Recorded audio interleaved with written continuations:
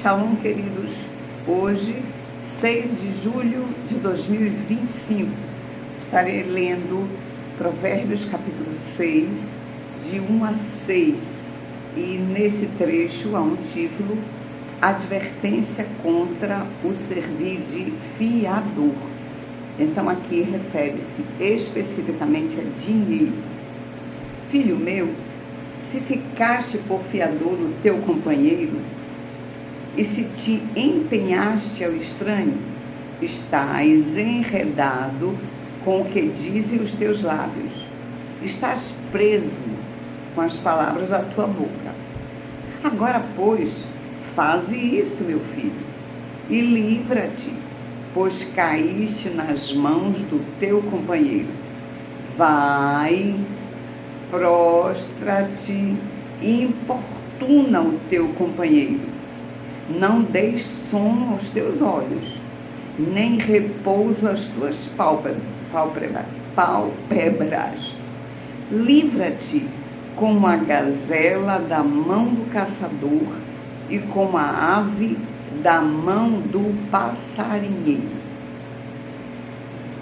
Este texto, que como já disse, fala especificamente de dinheiro, ele nos apresenta uma situação em que alguém se comprometeu ficando por fiador, e a palavra do Senhor nos diz que esta pessoa, ao se dar conta do aprisionamento financeiro em que ela está, ela pode mudar de opinião.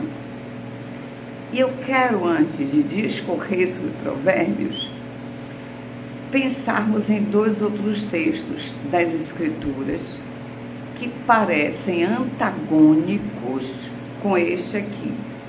E é sempre bom, nas nossas meditações, nos nossos estudos da palavra, procurar exatamente esses textos que, parecendo oposição, parecendo contradição, esses textos vão nos mostrar lados diferentes de um mesmo assunto, e com a ajuda do que nós entendemos no português, mas a busca do esclarecimento pelo Espírito Santo, nós vamos ter uma ideia ampla acerca do assunto. Em princípio, este assunto aqui tem qual conotação? Eu disse algo e vou mudar isso que eu disse. Agora, mais especificamente, eu disse algo na vida financeira e vou querer mudar isto em que eu empenhei a minha palavra na vida financeira. Ponto. Agora vamos a Mateus 5,37 e depois ao Salmo de número 15. Em Mateus 5,37, Jesus diz assim: seja o vosso falar sim, sim, não, não, o que passar disso é de procedência maligna. E eu digo, Jesus subdividiu a nossa fala como um professor de matemática em 100%, que se subdivide em 50% de sim e 50% de não. E ele ainda vai subdividir em cada lado. Quando ele diz sim, sim, 25% de sim, 25% de sim. Não, não, 25% de não, 25% de não. Eu já fiz um estudo sobre este Mateus 5,37. Outro dia eu poderei fazer mais profundamente. Mas o que eu trago agora de Mateus 5,37 é a palavra dizendo: se você disse sim, é sim e sim. E quando é que você diz não? Quando tem um não, então vai dizer não, não, não, sim, sim. Agora eu vou ler Salmo de número 15, que começa nos fazendo duas perguntas, as quais são: quem, Senhor, habitará no teu tabernáculo? E a seguinte: quem há de morar no teu santo monte? E aí o salmista discorre com 11 características da pessoa que haverá de morar no tabernáculo do Senhor. E é dito assim: aquele que vive com integridade, este sim vai habitar com o Senhor. Aquele que de coração fala a verdade. E aí vem discorrendo, falando de um caráter de alguém que se assemelha ao caráter de Deus, que busca andar na justiça. E quando chega no versículo 4, na 9ª característica, diz assim: sabe quem é que habitará no tabernáculo do Senhor? Quem é que há de morar no templo santo do Senhor? Aquele que jura com dano próprio e não se retrata. Ele jura e aí percebe que vai haver um dano para ele, mas depois que ele empenhou esta palavra, ele não muda, ele vai sofrer o dano, mas ele vai manter a veracidade da sua palavra. Este versículo de Salmo está nos falando de alguém com muita responsabilidade, com a palavra empenhada. E esta pessoa, então, vai seguir Mateus 5,37, já que eu disse sim, eu vou manter o meu sim. E como seria uma situação em que ela percebesse que ela ficou com dano por causa desta palavra empenhada, mas ela não vai mudar? Digamos que uma pessoa falou: eu vou com você nesse encontro amanhã à tarde. E quando chega amanhã à tarde, esta pessoa percebe que vai haver uma saída para um lazer da sua família, vão para uma praia, vão para um lugar agradável que ela gosta. E ela diz: puxa vida, eu vou ter que perder este passeio, porque eu empenhei a minha palavra com fulano de tal, e eu disse que amanhã eu iria com essa pessoa para algum compromisso. Então essa pessoa vai ver que ela vai ter um dano, ela vai ter um prejuízo, que ela não vai poder ir ao passeio, e ela vai preferir este dano, mas ela não muda a palavra empenhada. E esta pessoa se torna, então, o que para os outros com quem ela convive? Uma pessoa confiável. É alguém que nós dizemos: quando fulano fala, já sabemos, ele vai cumprir. E para alguém ser classificado dentro deste nível de responsabilidade, muitas vezes esta pessoa sofrerá algum nível de dano de um passeio, dano de um tempo. O que ela ofereceu ao outro vai levar junto alguma outra coisa que ela vai perder, porque ela empenhou a sua palavra. Então esses dois versículos de Mateus 5,37 e o de Salmo 15,4, eles estão em harmonia.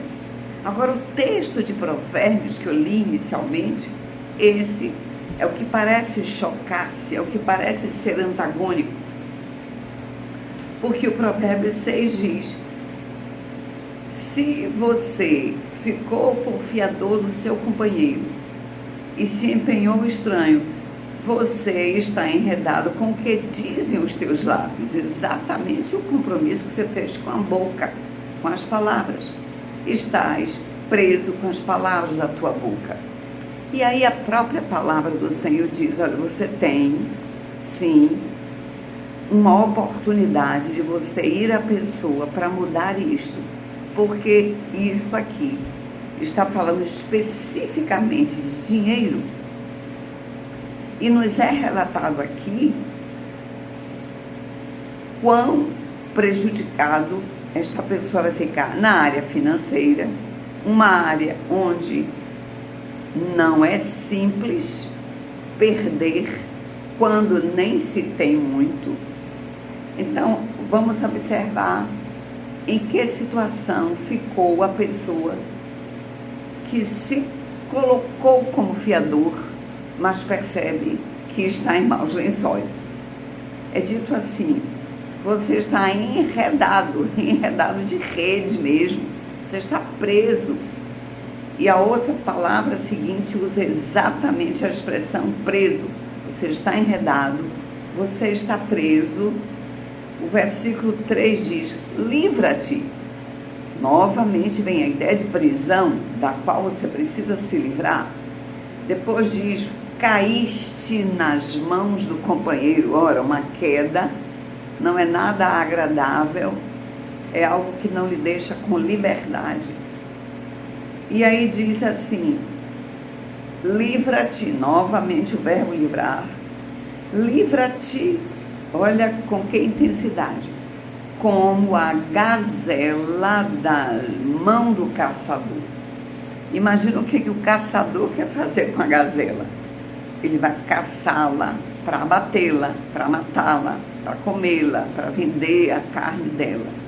Então o Senhor nos mostra que ficar por fiador, e em outros versículos de Provérbios, o Senhor nos orienta bastante a não nos colocarmos no lugar de fiador.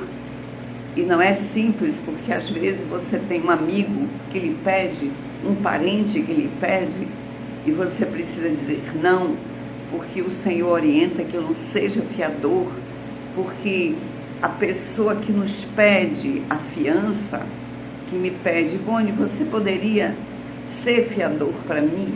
Esta pessoa, que pode ser um companheiro ou um estranho, esta pessoa não está querendo me ludibriar, me roubar. Não, ela está fazendo um compromisso comigo, dizendo: é que a loja exige fiador e eu preciso de alguém. E aí, essa relação do fiador com quem pede provavelmente seja uma relação de confiabilidade. Acontece que quem pede a fiança pode não ter capital suficiente na época das prestações. E aí quem vai responder por aquele valor financeiro é a pessoa que se colocou como fiador. Porém, nós não andamos com um potencial financeiro elevado, no qual nós tenhamos uma liberdade financeira, na qual nós poderemos tirar aquele valor para cobrir a prestação que lá o nosso amigo se comprometeu com uma loja, mas não pôde. Aí o Senhor quer nos livrar disso e diz: não seja fiador. Mas aí o Provérbio 6 diz: você que ficou por fiador, olha, você vai voltar lá e vai dizer: meu amigo, eu pensei melhor e não vai dar para eu me tornar fiador. E aí a pessoa pode ou não justificar, né? Porque eu não tenho, assim, meu salário é apertado, eu não imagino que você é uma pessoa desonesta, mas e se no terceiro, quarto mês ou quarta parcela você não dispuser do valor, eu também sei que não tenho livre. Então o Senhor diz: nesta condição, vá lá, importune. Olha, a forma como Deus quer que nós vejamos, que é tão sério, que Ele diz assim: vá à pessoa que lhe pediu para você ser fiador, prostra-te. Queridos, prostrar-se é algo que exige muita humildade. Importuna o teu companheiro. Olha, vá de uma maneira assim, com urgência. Não deixe sono aos teus olhos, assim, nem durma. Resolva isso antes de você dormir. Nem dê repouso às suas pálpebras, que é um outro modo de dizer: Não durma não, vá resolver logo, assim. Tenha urgência para resolver essa questão. Bem, volto a dizer que o Senhor que deseja que nós tenhamos uma palavra com responsabilidade e digamos, se eu falei sim é sim, ainda que eu tenha um prejuízo, por exemplo, de perder um passeio, uma programação, quando chega na questão específica de ser fiador, questão essa que em outros lugares de Provérbios o Senhor nos orienta a não sermos fiador. Neste capítulo 6 de Provérbios ele diz, olha, você não era para ser fiador, mas já que você foi, eu lhe permito aqui uma exceção que eu abro para você que empenhou a sua palavra voltar atrás e dizer, me desculpe, eu não vou continuar com esta palavra dada. E aqui, olha, enquanto nos outros dois, o que o Senhor nos mostra é o nível de responsabilidade.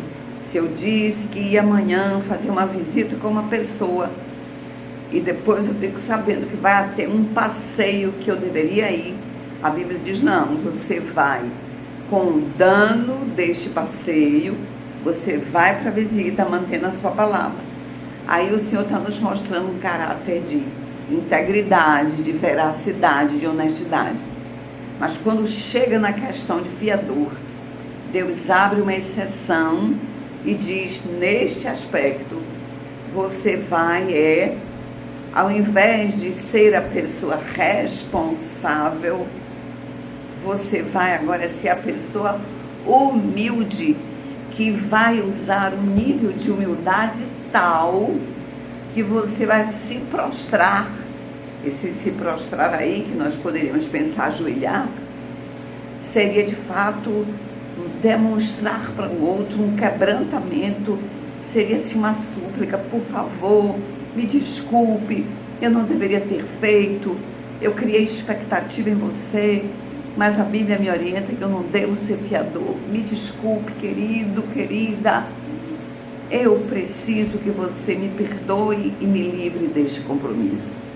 Então, com humildade, saibamos que é possível voltar atrás, se desculpar volto a dizer, com bastante humildade, e que nós nos livremos desta coisa, porque de fato lá na frente, a pessoa que me pediu para ser fiador, ela pode por alguma razão, alguma emergência, um fator de saúde ou um dinheiro que não saiu, que ela confiava que sairia, e aí ela não poder pagar o compromisso, quem vai ter que pagar sou eu, e eu também poderei nem ter. E aí o Senhor diz, não seja fiador não. Graça e paz. Até amanhã com um novo provérbio.